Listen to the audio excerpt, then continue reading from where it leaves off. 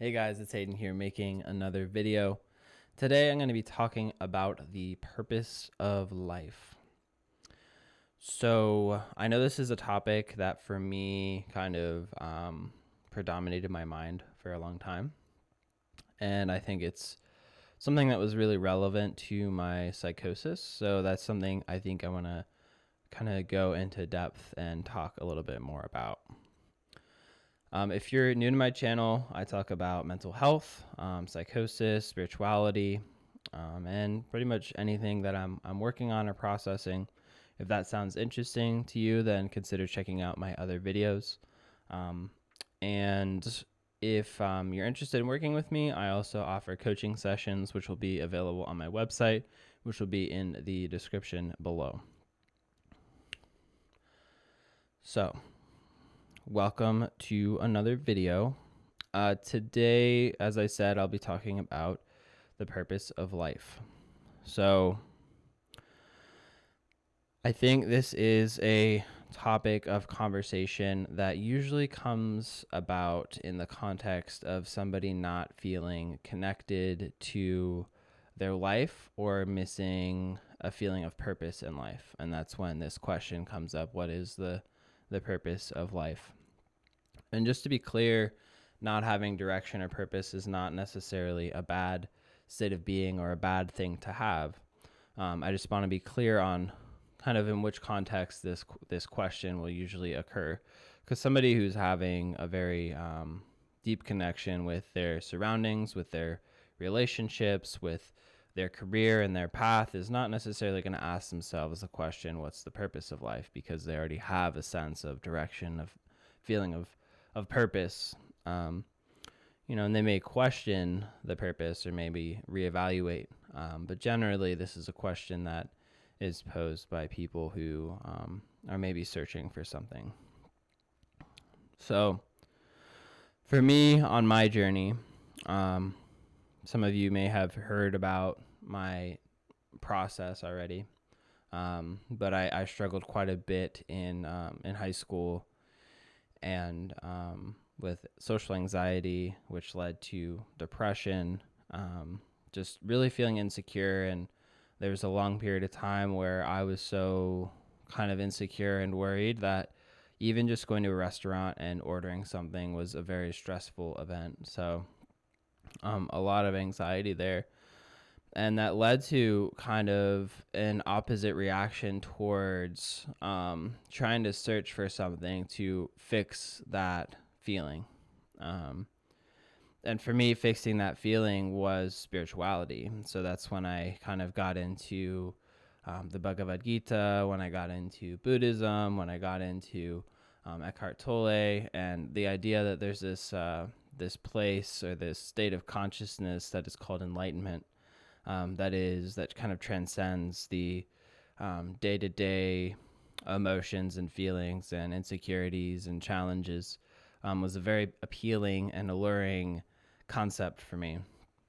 And so that's kind of how I started looking into the purpose of life, and kind of basically moving towards trying to get to a state of enlightenment. And that for me was my purpose in life.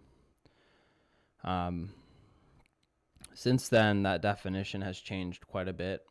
I realized that at that time I had a pretty unhealthy relationship with spirituality in some ways, and I think that my journey that I took was important for me to take, because that's what happened, and that is that was my path. So I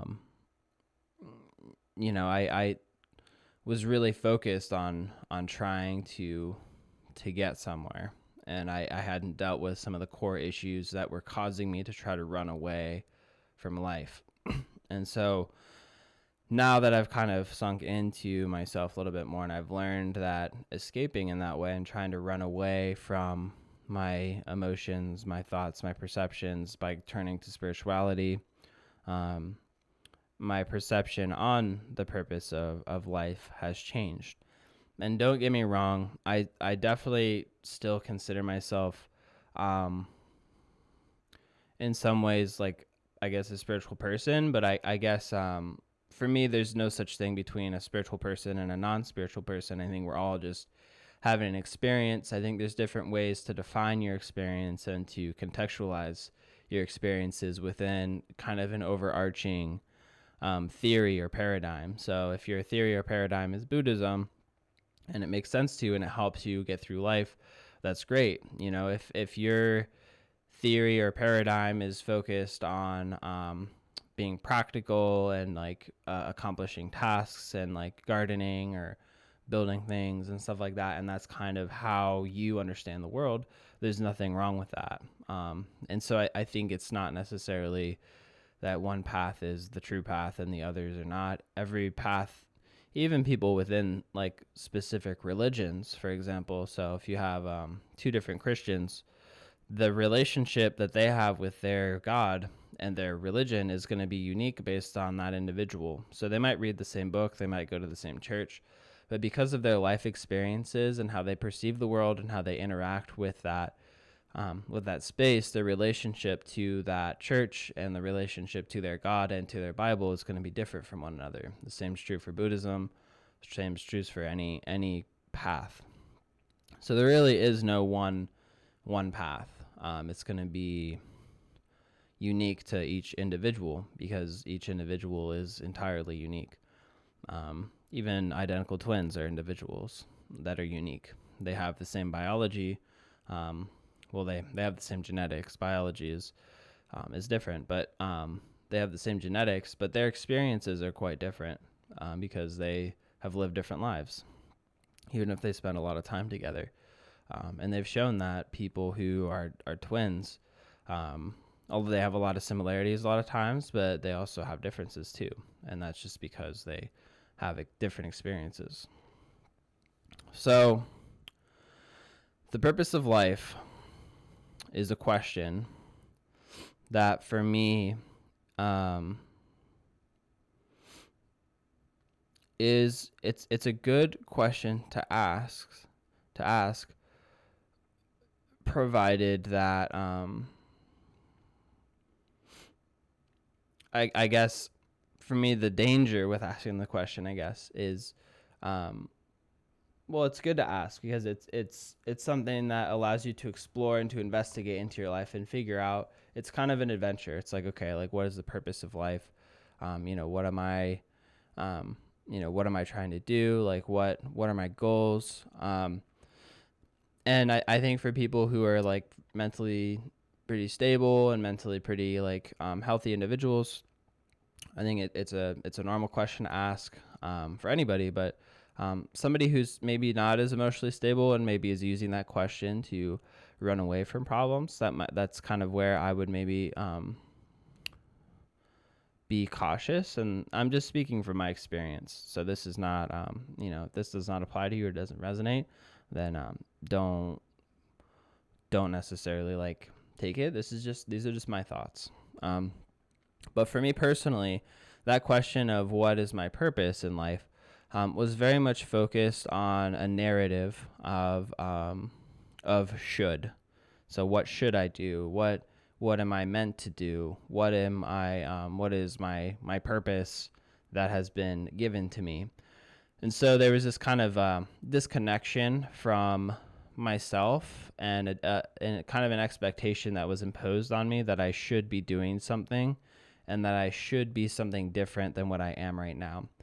And I think, again, I want to reiterate that the question itself of what is the purpose of life is not inherently bad. I promise, that's not what I'm saying.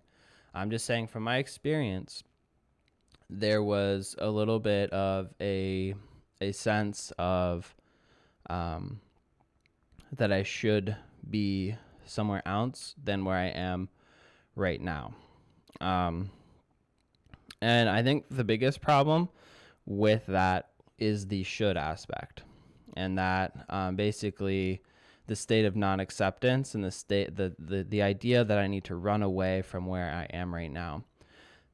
The idea of I should be somewhere else versus I would like to be somewhere else and how can I get there are two very different states of mind. So if I, for example, am in a situation where maybe I am living with a a roommate who is very verbally kind of rude and abusive potentially and disrespectful.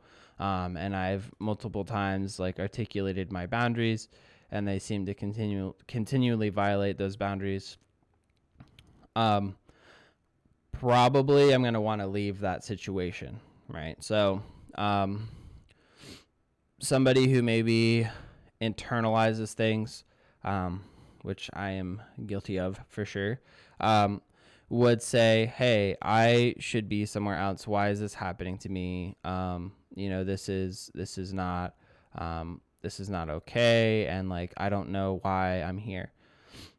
Somebody else who kind of has a better idea of who they are, and I'm not saying that as a judgment, but who is more like practical focused might be like, okay, this roommate's being really disrespectful. I don't want to be here anymore. What can I do to get out of this situation? So the relationship to the same situation, one is coming from an empowered perspective, and the other place is coming from a victim perspective. And one is going to help you get out of the situation and view it from a practical point of view and accept that, like, hey, this is unfortunate. This is not a good situation, and we need to do something to make a difference to change this. The other one is a situation where we've internalized the situation and we start asking questions of like, why am I here? How come this happened to me? What should I be doing? I feel like this is not working. And so those are kind of different approaches. Obviously, those are two very black and white examples. Obviously, in real life, there's a lot of gray area, so there might be a little bit of internalization, and as well as like some practical steps taken.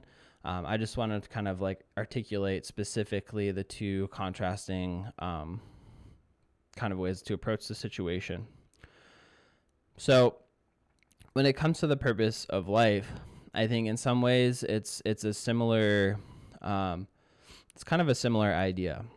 The purpose of life, when it comes up, usually people are feeling, at least, again, all this is from my own experience.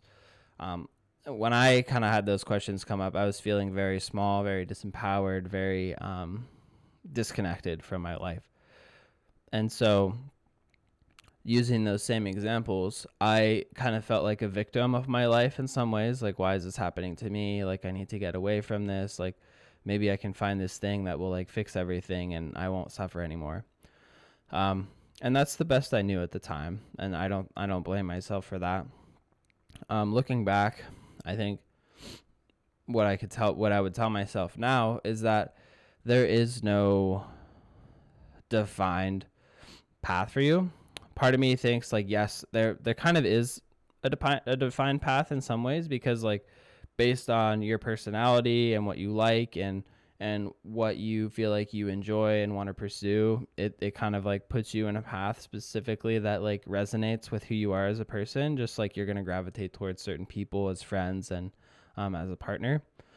But at the end of the day, what I would tell my younger self is you just have to put yourself out there and go for it and see what comes back. If you like it, continue doing that. If you don't like it, don't do that.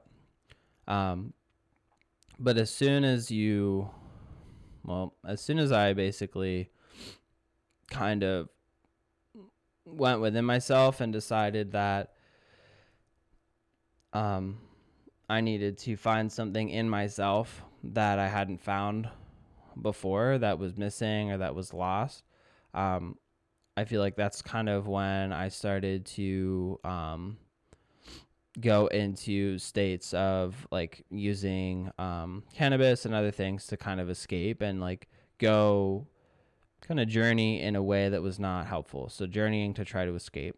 So using cannabis and using like, not intentionally, but psychedelics and stuff like that to basically escape reality instead of like facing my issues and moving into the world and discovering who I am by my actions and by engaging with others and communicating and stuff like that, and getting help for the confidence that I was lacking in social situations. So instead I was trying to run away from it. So now that I've gone through 2 psychotic breaks and I am kind of working towards a career, and I have really beautiful relationships in my life, and I take care of myself, I'm in a very different place. And my relationship with the purpose of life is not so much focused on a destination of where I should go or who I should be or what I should do, which it matters to a degree, but it's much more focused on what can I do today? How can I enjoy the moment today? How can I enjoy the relationships I have? How can I enjoy the work that I'm doing? How can I enjoy my relationship with myself? How can I explore that? And so it becomes more of like an adventure. So the purpose is not so much to get somewhere, but it's more to explore and to discover and to kind of cultivate this sense of a sense of wonder in some ways, and a sense of deep passion for life and for building and for growing and for developing. And so there's not a specific place that I have in mind of where I'd like to go. I have goals as far as my career. I have goals as far as like what kind of where I'd like to see myself in 5-10 years. But I'm not necessarily focused on the concept of enlightenment or the concept of transcending emotions or transcending something that that in the past I thought I had to run away from. But in reality, I learned that I just had to kind of learn the tools to be able to work with it and be able to work on the day to day. I got here not because I'd continued down a path of trying to fix everything myself, but because I accepted help, and I was curious and trying to figure out how to get where I needed to be. And I made some mistakes along the way. I tripped and fell, and I isolated, and I got lost again. And every time I did that, I had to ask myself questions and figure out like what I needed to get to the next step, to get back to a place where I was able to interact with others, and I was able to kind of move up and support myself and take care of myself.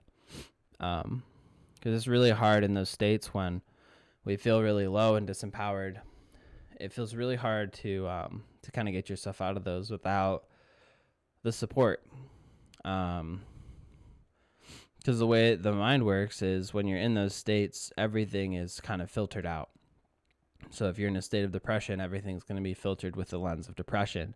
And if you don't have somebody like a professional, like a counselor, somebody who's trained to deal with those kind of things, a professional, like somebody who knows what to do, your potential is to kind of stay in that state of viewing everything in a state of depression, because that's kind of where your context is, unless you can snap into a different state of consciousness, kind of moving out of a depressive state, then that filter kind of clears out.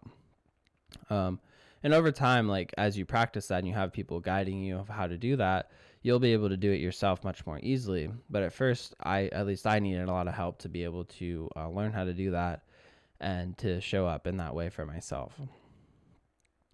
So I guess to sum it up, because I'm feeling like I don't have a whole lot more to talk about today for this specific topic.